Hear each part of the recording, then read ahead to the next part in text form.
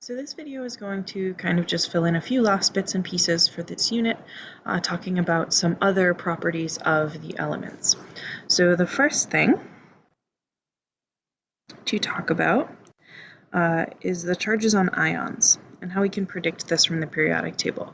So we've already talked about how sometimes atoms can gain or lose electrons to form ions, which have a non-zero charge. So the preferred charge for a given element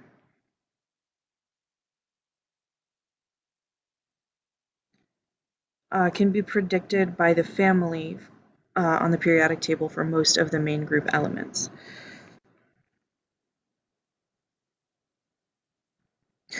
So preferred charge for ions of an element can be predicted by its family. So in general, the most stable ion that an atom forms are those that have completely filled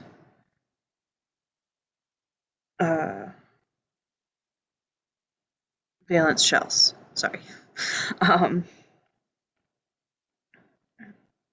Meaning that it is isoelectronic with a noble gas. So it has filled valence shells. Specifically, we mean valence S and P subshells is what we're really referring to when we say valence shell most of the time. So this makes it have the same configuration or be isoelectronic with a noble gas. So because of that, atoms tend to gain or lose however many electrons they need in order to gain this noble gas stability.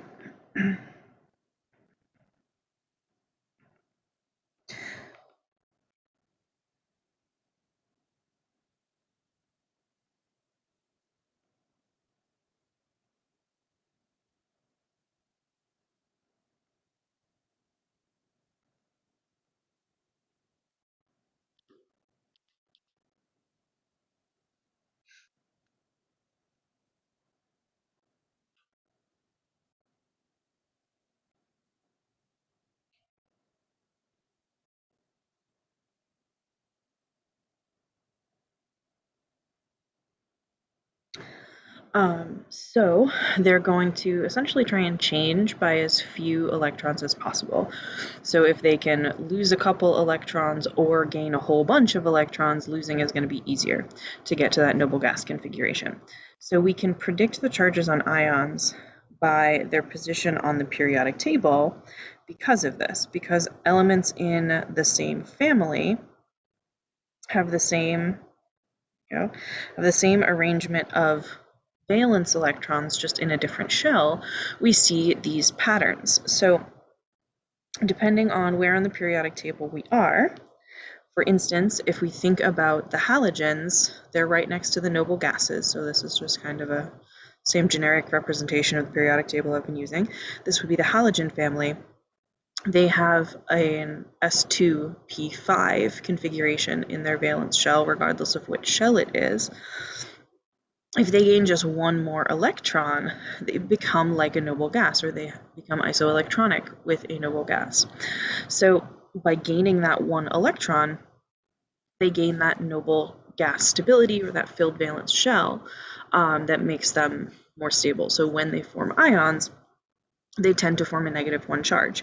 Same idea for the next couple families over. This group, the oxygen group, is 2 positions away from the noble gas, so they would need to gain 2 electrons in order to become isoelectronic to noble gases. The nitrogen family, similarly, would need to gain 3. You will notice that the noble gases themselves say no ions. And that is because they're already stable, they're already happy the way they are. They don't want to gain or lose electrons. It is really hard to either remove an electron from a noble gas or add an extra electron to a noble gas, because they already have a very stable electron configuration. So the noble gases do not form ions under any normal circumstances, because of that existing stability already.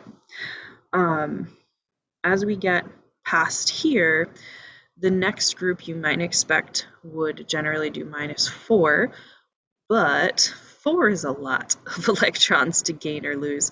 So most of the elements in this family actually don't form ions just because it's too far to go to get to a noble gas configuration.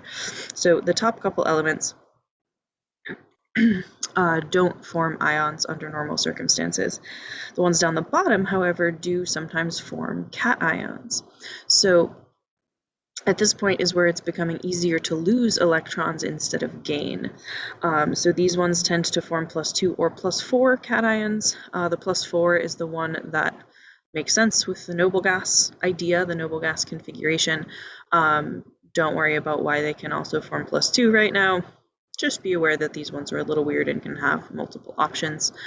And then as we get past that, this next group here, if it were to gain electrons to get to a noble gas configuration, it would have to gain 1, 2, 3, 4, 5. Or if we're going in the other direction, it can lose 1, 2, 3 to get to a noble gas. So losing 3 is easier than gaining 5 is why we're now losing electrons to form cations instead. So this family tends to form +3. The alkaline earth metals tend to form +2 because when they lose 2 electrons, they become like noble gases, and the alkali metals tend to form +1 cations. A few other things to note on this diagram. The transition metals are a little bit weird because they are filling up d orbitals, which are not part of the valence shell. Remember that your d subshell that you're filling is always kind of a level down from the valence shell that you're working with for the transition metals. They can form multiple possible charges. So with that d orbital being the thing that's filling, there's not as much of a preference for what charge is formed because you're not going to end up looking like a noble gas regardless the vast majority of the time for the transition metals. So this is one area of the periodic table that we can't easily predict what the charges are going to be, and most things can form more than one possible charge. So for instance, iron can form ions of either +2 or +3 really commonly. Copper can be +1 or +2. Chromium can be anywhere from, I think, like +2 to +7 or something. So a lot of them have several options. And then hydrogen, as usual, kind of the odd man out, can form either +1 or -1. So +1 fits in with the rest of this family. It can also form -1 because if you think about its electron configuration, if you gain 1 electron, you're becoming like helium, which is a noble gas. So gaining an electron to form a -1 anion is also a stable thing for it to do, though it's much less common. The vast majority of the time, hydrogen forms +1 ions, but it can form -1 ions as well under certain circumstances. So we're going to be using these ideas of charge and ions a lot in our next unit, so this is just kind of a brief introduction to using the periodic table to predict charges, and we'll come back to it again soon. So the other thing we are discussing today, one other thing,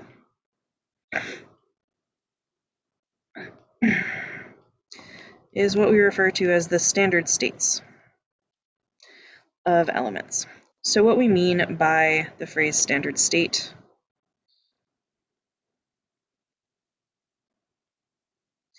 is the most stable form of an element under standard laboratory conditions.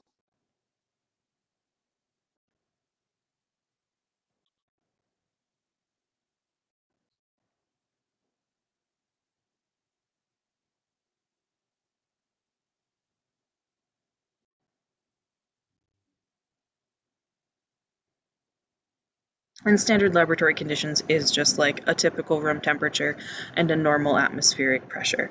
Specifically, you don't need to know this yet, but specifically, a temperature of 25 degrees standard and a pressure of 1 atmosphere is what we consider to be standard conditions or standard room temperature conditions. So elements can and do exist in a variety of different ways. They can exist in different states of matter. They can exist as single atoms. They can exist as molecules. or they can exist as what we call extended networks.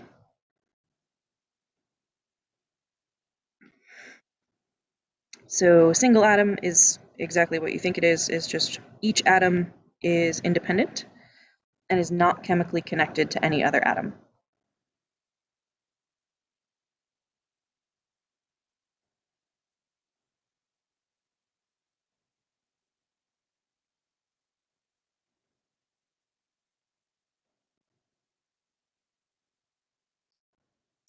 And this is true for most metals as well as all of the noble gases. All exist in the single atom format where each atom is independent from the others. Molecules have multiple atoms bonded together.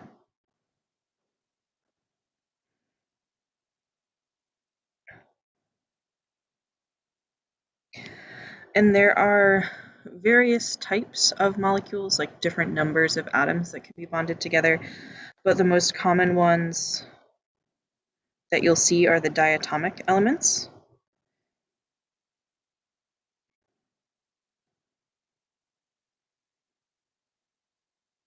Which just means there are specifically two atoms bonded together.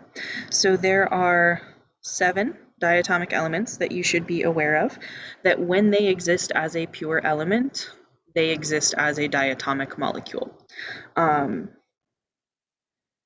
So when we refer, for example, to hydrogen as an element, we generally mean H2 because that is how it actually exists in nature.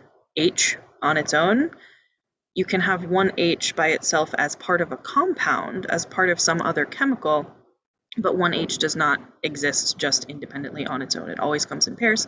H2 when it exists as the element hydrogen. This is also true for nitrogen, is N2, oxygen is O2, and then the halogens as well. So fluorine is F2, chlorine Cl2, bromine is Br2, and iodine is I2. Extended networks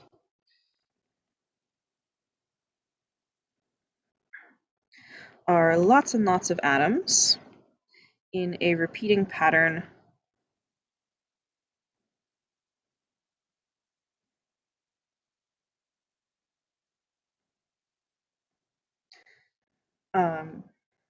so it's lots of atoms connected together in a repeating pattern that extends in all directions in 3 dimensions.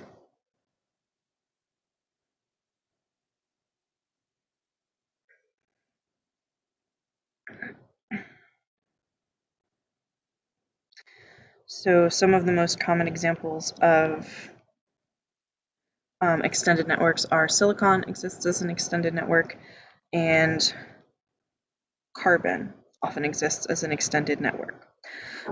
Carbon actually comes in multiple different forms.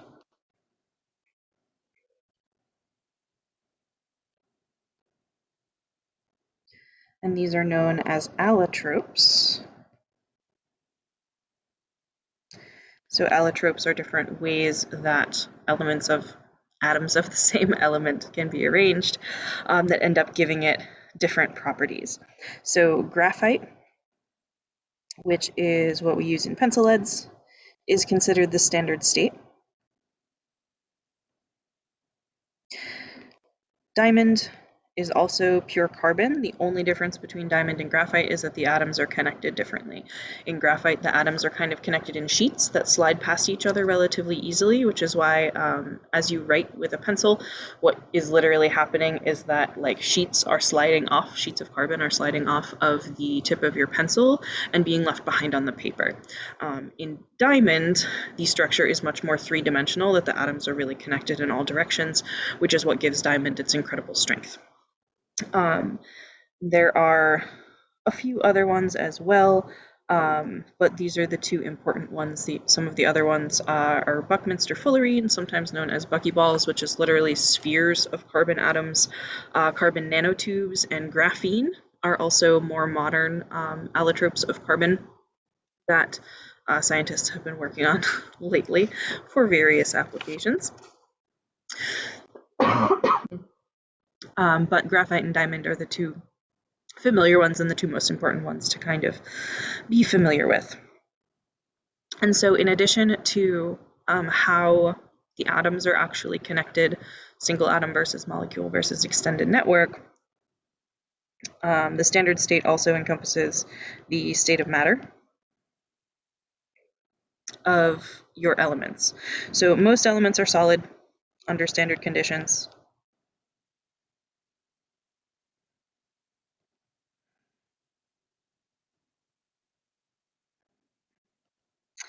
There are only two that are liquids,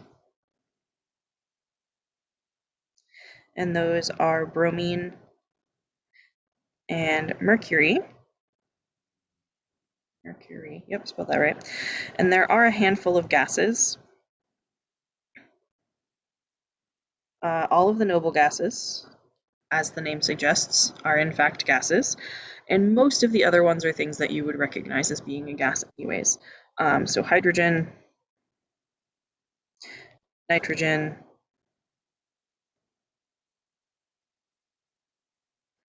and oxygen are all things that if I asked you, you would probably know that they were a gas. And then the only other two are fluorine and chlorine. So for the most part, solids, a few exceptions. And I think that's all I need to say. So that wraps up this unit.